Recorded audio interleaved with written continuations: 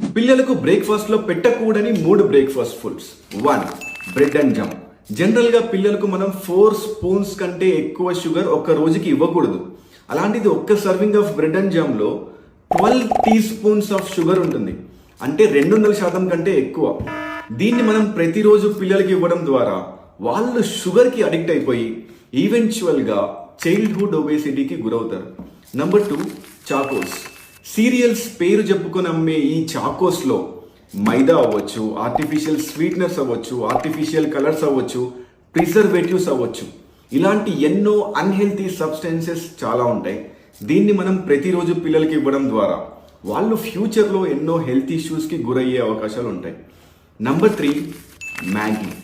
త్వరగా ప్రిపేర్ అవుతుందనే ఒకే ఉద్దేశంతో దీన్ని మనం పిల్లలకు ప్రతిరోజు ఇస్తే వాళ్ళ గట్ హెల్త్ని మనమే పాడు చేస్తున్నట్టు అవుతుంది.